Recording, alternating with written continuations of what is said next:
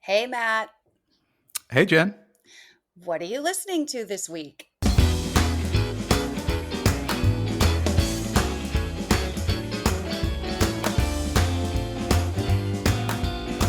Welcome to season 7 of What Are You Listening To?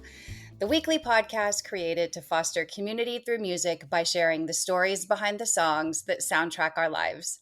Some of the songs are old, some new, all good. I'm Jenn Tully, and this week I'm joined by my friend and co host of The Battle, Matt Sidhom. In addition to joining me on season 3 of The Battle, Matt is also the co host of the Super Awesome Mix podcast and co founder of the Super Awesome Mix podcasting network. And as always, he's helping me kick off a brand new season of What Are You Listening To? This week, we're doing things a little differently. We're going to focus on the you in What Are You Listening To? And Matt is going to give us a primer on one of his all time favorite artists, Bruce Springsteen. This summer, Bruce released a massive 7 disc, 83 song, 5 hour, and 20-minute album called Tracks to the Lost Albums that Matt is going to walk us through. So this week, all 4 songs are Matt's picks, and I'm here to ask the tough Bruce questions and chime in with my thoughts. Which songs do you think we're going to discuss? Tune into our conversation to find out. And in case our song picks are new to you, we'll publish a playlist with the episode so you don't miss a beat. With that, let's get started. Matt, let's talk about Bruce. Yeah, let's talk about it. I mean, obviously, he's getting on in years. He's into his 70s. So, from time to time he'll come out with some new stuff. And he actually just sold his catalog, like a lot of artists are doing a couple years ago. I think he made, I don't know, $1 billion or something selling his Wow. catalog. But yeah, earlier this year it was announced that he's going to come out with what's called Tracks 2. And he had previously come out with Tracks 1, and that was a couple decades ago, really. And what Tracks 1 was just a collection of songs. It ended up being kind of 4 albums worth at the time, right? About 70 songs or so. Maybe 60 songs, something like that. But it was all songs left out of certain albums. So you could kind of listen to that one, and one, you'd recognize some songs because some of them have even become concert staples, right? Okay. Like things that he's played in concerts. So that one was less unfamiliar than this one, because the twist on this one is that it was 7 complete albums that were just never released. That was my big question for you. I'm like, you got to tell me the story behind this album. Like, I knew it was a follow up to the 1998 box set of Yeah. tracks. And this features previously unreleased songs. And I think from recorded between 1983 and 2018. So that's Hmm. 35 years Yeah. of like lost music, or just music he was like, yeah, I don't think this song's good enough for the album. Is that like literally what happened with this compilation? So it's interesting because it's kind of a variety of that, and a lot of these tracks were recorded in the 1990s, which is interesting because if you look at Bruce's biography and his discography, that's kind of considered a fallow period for him, Yeah. right? Like he's obviously massive in the 70s, and then the 80s with Born in the USA, it just goes to this whole other level. And then in the 90s, he does come out with a few albums, and he's got some notable songs, and he's still a name out there, but he's broken up the E Street Band at that point. And he's just not as big a star as he was the previous decade. And then post 9/11, he comes out with The Rising, and the E Street Band reunites, and he just kind of jumps back up to this very high level from there. And came out with more than a few, I think, notable songs and albums since then. I think that's waned a little bit. Certainly, his production has waned, which is understandable. And he's lost a couple of members of the band since then as well. But yeah, so it was kind of interesting. But yes, as he's gone along, he would record essentially an album, or there'd be so many leftover tracks from a recording session that it comprised a whole separate album. Interestingly, one of these albums, I think it's the third one. If you go through, they do break them up on there. Yeah, The disc third one album, through seven, just so yeah, listeners know, there are disc one through seven if you pull up tracks two. So which what you're saying, which album is it on there? Three? the third one is Okay. called Faithless, like, and they all Okay. kind of have unofficial names, which you can kind of search up out there. And it was commissioned for a movie that was never produced. Hmm. And that's actually the album I think works. I didn't include a track from there, but that's actually the album that works best as a cohesive unit. If you kind of listen to this straight through, which kind of makes sense because surely they gave him some sort of outline of the story that they're trying to tell with this movie. But I was also, and I'm glad I'm talking to you about this because you kind of, lived out in LA and kind of worked in the entertainment industry for a while, but it just got me thinking, Jesus, how much money gets wasted on stuff that never gets made because you commissioned Bruce So much. Springsteen for an album. So much. I mean, even as you're talking about this, the story comes to mind again. Everybody knows I'm a huge Eagles Don Henley fan, but a similar story is the song Taking You Home from Con Air, Yeah. actually. Don Henley wrote that song for Con Air, then ended up, he didn't like the way where they were putting it. He didn't love the movie. Like they were having all kinds of issues. And so then I think Leanne Rimes ended up recording a version or like the big theme song, and that song just got completely scrapped. And I mean, I'm not sure how up to date you are on Don Henley lore, but apparently he's not a great guy sometimes. Like his feathers can get ruffled, and so this Well, song just sat. oh, that's a funny one too to bring up because that was Leanne Rimes and Trisha Yearwood both did versions of the song "How Do I Live," Oh which was yeah. like that was the theme song from Con Air, which is if you've seen the movie has nothing to do with that. Like there's just complete dissonance between that song and that movie. However, it's funny because those two artists both recorded them and they were both like radio singles. So Oh, again, along those lines of happens a like lot. wasted money, like what are we doing? But anyway, that was really interesting. But then others, I mean, there's one on here that's unofficially titled "The Streets of Philadelphia Sessions," Yeah. and he was recording Streets of Philadelphia, which won him an Oscar. The movie Hmm. Philadelphia came out in 1993. And that's actually where the first track I picked was actually from that song. So we'll actually kind of get into it here, but it's Yeah, called let's jump in. One Beautiful Morning. And, he's asked to do a song for this movie, Philadelphia, which, Tom Hanks won an Oscar for. It's an excellent movie.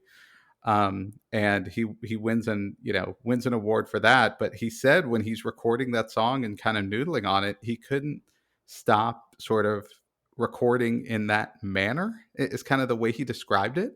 And Wow. so he kind of just kept going. And we have this whole album that's like the Streets of Philadelphia Sessions. And they don't all sound as somber as that song. And you can listen to this one. And it's actually kind of, this is actually kind of a pretty song. And but it is different. And I think that's a big thing when you go through tracks too. There's a lot of stuff on here that is not conventional Bruce Springsteen. I'm going to reference a whole bunch of stuff and a whole bunch of things that surprised me because it sounded like there were so many. I mean, literally, there's a section we get in here too where I just made notes of like different songs that sounded like different things to me. And it made me think like either, and probably both are true, but it made me think either Bruce is such an influence on every musician that's come after him that you can't help but hear the similarities, or and again, it could be both, not either or, but could be both are true.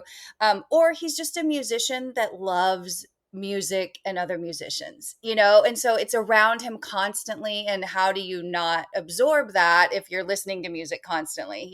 So I'd like to believe that it's a little bit of both, but there were just so many things I picked up in on One Beautiful Morning in particular. Like the very first few notes, if somebody had played 10 seconds of that song and said, "Who is this?" I would have said Eddie Vedder. I Hmm. immediately was like, "Oh, I'm getting like super Pearl Jam, Eddie Vedder vibes from this." Then it got kind of jam bandy for a second. It was a little bit Freddie Jones band. And then it's so funny. I'm so glad you said a lot of this was recorded in the 90s because I was like, is this Matchbox 20? Like, Yeah. what Yeah. have I got here? Like it Right. really was so like it changed a lot. But then I got into it, and like all those things aside, I feel like every single thing I just said could read as a negative. But the song lyrically is so strong. It is so I liked this song 80% more after I read the lyrics too. Yeah, Like, yeah, oh my gosh, it is such a beautiful, brilliant song. The fact that it was written while he was in his Streets of Philadelphia mode makes perfect sense now, because it yes, really, to me, it's sort of a song about what happens when you die. yeah, Like, where do you go? And there's a line in it that we talk about this a lot on the show, but like, it's such a simple sentiment, but I've never heard it, or I've never thought about it this way before. And I noodled on this since the very first moment. I'm like, I cannot believe I've not thought about this before. But he has a line where he says, "We give our hearts to mystery, we give our souls to mystery." And I'm like, that is so crazy. Like, how many things do you give your heart and soul to? And for us, because it's such a total unknown, yeah. we do that every day. Every Literally, day. we give our heart and soul over to something that is completely unknown. That blew my mind. No, you're spot on with just kind of the different styles, and going back to your point, I think it's both. I mean, he undoubtedly has had influence over a lot of artists, but every now and then on the E Street channel on Sirius XM, he will kind of commandeer and just sort of play some music, and it's always just all over the place. And it's just like, I think he's just a huge music fan. And as we'll get to with some of these other tracks, you'll see these different genres kind of creep in, because I think it's just that. I think he's just influenced by artists everywhere. And even this, like, you're right, like it sounds like a variety of different artists that come to mind, but thematically, it almost has like a gospel song feel, Yep. right? Like in this theme of a beautiful morning when it's all said and done. And then you're right, if you're familiar with the movie Philadelphia, it's like that snaps it all into place. And it's like, yep, Yeah. okay, now this makes sense, right? And because that one does end on a very hopeful, sad, but kind of hopeful note at the end of it. And so this kind of fits perfectly with that. Yeah. So yeah, no, that was my first pick off that one, and that was from that, and that's the second album, is the Streets of Philadelphia Sessions. Were they recorded kind of chronologically? So, like, a song that was on disc one was probably recorded closer to 83, and then a song on disc seven was probably closer to 2018, or is it not really Yes, that? yeah, more or less, right? And then the last album, and the last track I pick is from that one, is a little bit more of a collection of songs, and that Hmm. one kind of spans a range of like 94 to 2011, right? So Okay. that one's a little bit more piecemeal than some of the others. And the others. But yeah, my second pick is actually from the fourth album, Okay. and that one's unofficially titled Somewhere North of Nashville, and it's called Under a Big Sky. So he did an album less than 10 years ago, but kind of getting further back in my memory than I probably wanted to. But it was called Western Stars, Hmm. and he didn't tour on that album because it is very much a departure from his normal sound. And he did a movie actually at it, like a concert movie where he recorded a bunch of stuff in this old barn that he owns up in the New Jersey area, which is actually kind of cool because he brings in a full orchestra for it. And so that's a fun one to watch if you're not familiar with that album, because everything sounds better, I think, with a full orchestra behind it. But And a he barn. what's that, in a barn? And in Yeah, a in a very barn. old, yeah, exactly. So this one almost feels like kind of a cousin of that one, but it was actually recorded in the mid '90s. Okay. And so it's actually kind of fascinating that sort of overlap occurred. But it sounds like a country song. And then you get a little bit of the organ that has always been part of the E Street Band, and so it does kind of set it off a little bit. But yeah, I mean, it's just great. It's got a great slide guitar in it, and lyrically, I'll call out one line: "Summer comes around and I miss you. Without you, I'm just another guy under a big sky." Yeah. And he's a cowboy in this song, right? Like that's kind of what he's singing here, and it's I don't know. I just love it when he kind of goes down this country path, because it's not full on country, but it is countryish. Totally. And if I'm about to like seal the deal here on that point, because again, I told you I'm going to reference a lot because these songs brought up so much for me in terms of influence. But this one gave me major Tequila Sunrise vibes back to the Yeah, Eagles. yeah. Like, it felt really, and I don't know if it's like the hired hand reference. I don't know if it's just the vibe. I don't know, because it's also kind of a day in the life story. But from the beginning. I'm like, this is making me think of like I listened to them back to back, and I'm like, well, they're a little bit similar, but just I can see why I correlated the two, but they weren't as exact listening to them back to back as I thought they were in my mind when I first heard Under a Big Sky. But this is very much something like you could have Don Henley sing this Yeah, and it would still like work and it would sound like a Don Henley song, right? Like it wouldn't be a huge departure for him. Just like Tequila Sunrise, I think after hearing this, you can kind of see Bruce maybe doing a version of that. totally. Yeah, I think that that's where it all. And then, like, this is sort of where I get into a little bit of that laundry list. But as I was listening to this and sort of listening to songs back to back, I was focused really on like just your four picks. And I feel like in just your four songs, I got Eddie Vedder, I got Rob Thomas of Matchbox 20, I got Glenn Fry of the Eagles, I got Mick Jagger of the Rolling Stones. We'll talk about that on the next track. I got Jeff Lynne of ELO. Hmm. And then listening to all 83, I got Billy Joel on the song Hmm. Love in the Evening. Yeah. I got a Broadway musical on the song Lonely Town. That could have so easily been on a Broadway stage Yeah. to me. I Yeah. got Johnny Cash in Blue Blue Highway. And then just throughout, I felt Tom Petty. I felt Willie Nelson. I felt Marty Robbins. I felt Counting Crows. Like, it was just amazing to me. I'm like, I often, that I often will correlate music or sounds or bands, but this one was just nonstop. Every Yeah. new track that came on, I'm like, wow, my mind is just blown. Like, I couldn't believe it. And I think this song is a great example of, like you said, like it's a Bruce song because he sang it, but Right. anybody else probably could have taken this song too and potentially had a hit with it just because he's such a strong writer. I mean, Yeah. I think he's truly an American poet. You cannot argue with that in terms of his lyrics. They're second to none. Yeah. No, and kind of speaking of that, I think that's a good segue into the third pick I had, which is called The Lost Charro. Loved this one. and I love this and this one. is from the fifth album, which is unofficially called Inyo, Inyo. And it just sounds nothing like a Bruce song. Like you got the guitars and the horns. It's Spanish music, right? And he's crooning over this. And I wrote down, if you don't like Bruce's sound normally, and there are some people out there who just aren't into it, then take a listen to this because it doesn't Yep. sound anything like him. And, again, recorded around the mid 90s when he was recording The Ghost of Tom Joad, which was a little more of a folky kind of album. I wouldn't even consider this folk. I think this is almost like world music. Like this is almost something like Paul Simon kind of did when he just Mm-hmm. kind of was like, I'm going to record something completely apart from what I normally do. And I just love it. And it's just got such a great, the songwriting's great. And just, it's just the sound of it, I think, that I love. And this whole album kind of does that.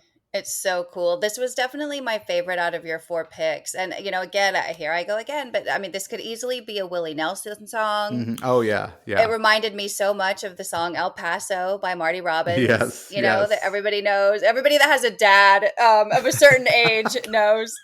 And then also, too, Sweethearts Together by the Rolling Stones from their Voodoo Lounge album. Remember, they Hmm. kind of took this departure with that song, and they Yeah. wanted it to sound like they were in Texas, and they wanted it to feel, honky tonk or border town. And I got a lot of that from this song as well. And I completely second, like, this is the biggest departure from Trad Bruce. That's what I was calling him. So if you're traditional Bruce, your Trad Bruce is over here, and this song sits somewhere south of that. Right. Right. And also, too, I'm sure, like, maybe diehard Bruce fans are familiar, but I was not. I have never in my whole life heard Bruce sing in this range before. When he hits those really high notes, like, I've never heard that. When I think of Bruce Springsteen, I think of like deep, gravelly voice that is a very specific range. And I almost like had to stop my car. I was actually driving. I'm like, is that him hitting those Yeah. notes, or are Yeah. those backup singers? Like, how is he doing that? So this song is just full of surprises. It's completely surprising as a Bruce Springsteen track. Yeah, and that's really what I think the Western Stars album, I think maybe that's what stands out to me is there's a little bit of that. I don't know if it's to this extent.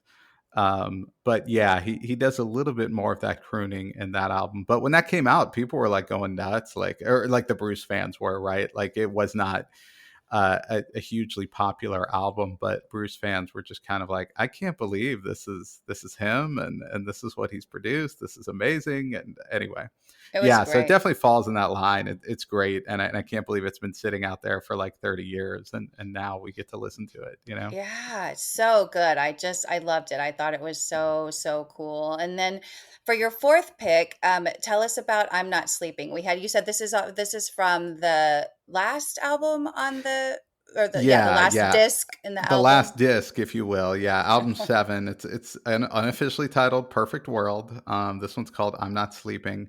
Again, this one was, this last album's a little bit more piecemeal. He recorded this over a span of years. But I think this one's just interesting. One, I kind of stood out to me because I'm not a great sleeper, so I'm often up late at night. So the title alone drew me in.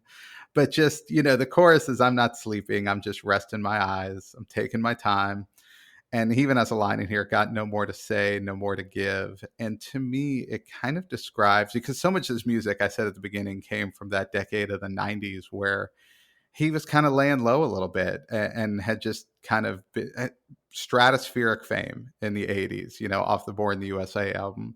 Yeah. And I don't know, this song kind of to me described his decade of the 90s, where it's just like people thought he'd kind of gone away, and he just kind of says, I'm not sleeping. I'm just resting my eyes. And and then he comes back with The Rising and a lot of stuff after that, after he gets the band back together. So I just thought it was kind of cool and just sort of indicative of and just perfect for all this music. And a lot of it did come from that decade to kind of, I think, describe what he's presenting here. Yeah, he made some I liked this song. I'd say probably this one was the most, to me, like the most basic. Like it just felt like a pretty basic song. Like there This wasn't. is, yeah, this is the most, if I can use a term you just made up, trad Bruce Right. song that I picked out, right? But I wanted to kind of point out that there is a little bit of that, right? Like there are a Yeah. number of departures on here, but there is also just kind of some stuff that you're going to recognize as like, yeah, this could have been, track 7 on one of his sort of Yeah. straightforward albums, right? Well, and it was funny too because this was another one when I first started listening. I'm like, you know what, this could have easily been a Counting Crows song as well. And then I was looking through and I'm like, it's not, is it? And then I look, and the Counting Crows actually also have a song called I'm Not Sleeping, but Yeah, it's yeah. not this. So I was like, oh, well, that's interesting. Um, I wanted to talk just for a second too. I'm like, I know that we've gone through your 4 picks, but one of my favorite Bruce songs shows up on here. And so Hmm. I was interested to sort of learn what the story behind that is. I love the song. I tend to like ballad Bruce over Yeah, anthem Bruce. yeah. So, and of course, I like the anthemy hits. I could listen to Born to Run all the time. I love Born to Run. But my favorite Bruce Springsteen song is Secret Garden. And so I was really surprised, I guess, to see it on this compilation. And I didn't know if it was because I think it came out as a B-side to like Thunder Road Live, or it came out on a greatest hits. And Yeah, I it was discovered it on. from Jerry Maguire, from the Jerry Yes. Maguire soundtrack. And so when I saw it on here, I was like, wait, is this a new version of Secret Garden? I got so excited. So what do you know about how Secret Garden Yeah, landed here? I mean, I think it showed up on, what was Bruce Springsteen's greatest hits, which came out around 94 or something. And it was just a one disc, like 15 song kind of set, which is just, it's got Born to Run, it's got Thunder Road on there, Born in the USA, all the hits, right? And then he kind of tacks on a couple songs in there. And Secret Garden was one of them. And you're right, that song kind of blows up when the movie Jerry Maguire comes around. So it wasn't Hmm. commissioned for that song, but obviously they used it in that movie, and it got a ton of radio airplay and a lot of love there, but it was never on an album, right? Like, so it Got was it. never on like a conventional album. So I think it was part of this collection, and it was sort of recorded at this time and would have been on this theoretical album that just was never released. And so I think that's why it got tacked on here, even though that, and I think I'm trying to remember, there's like one or two other songs that are songs people will know from this set Yeah. that have either showed up in concert or showed up on, like you said, a B-side or something like that, just randomly. But yeah, I think it was just part of this album. It wasn't something where, you know, but that was one of the little, I don't know, Easter eggs, if you will, Yeah. because people were like, wait, I know this one. It's Yeah. like, yes, you Season do. It was great. It was so, but it was nice. It's like a nice palate cleanser. Like sometimes I find it challenging is the wrong word, but whenever you're sorting through a bunch of music from an artist that I mean that's especially this massive a collection, Yeah. 5 hours worth of music. It does feel nice, and I think he's so smart to do that, to drop in some of these familiar hits. Yeah. Like it feels like, oh, like it's like if a friend drops by. Remember when you were in high school and like you worked at the mall or whatever, and like a friend stopped by, Right. you're like, oh, it's like work, Yes. it's fine. You're listening to the album, it's good. Oh, this is new, like Lost Charro. Oh, that's Yeah. Yeah. great. This is such a departure. So crazy. Love, love, love. Thinking of all these influences, and then like a friend walks in, and I get Secret Garden. So it really was that made me super happy and made me smile to see it appear on this. Yeah, and the collection as a whole, I mean, again, if you're not a huge Bruce fan, I mean, again, there's enough departures on here to where I think it'll keep you interested. But I mean, it's not going to be perfect just because again, these were albums that never were released. And Yeah. and if he thought like we've got some hits on here, I guarantee they would have come out 30 years ago, right? Yeah. Yeah. So, I mean, I'll caveat it with that, but if you're a huge Bruce fan, you're going to really enjoy it. And if you're not, I think there's enough nuggets on here to where you're going to be like, well, okay, that's kind of interesting. That's Yeah. different. I agree. And I think, even if you're not, if you're more of like a Bruce tourist, you can still find, songs on here that you're going to like.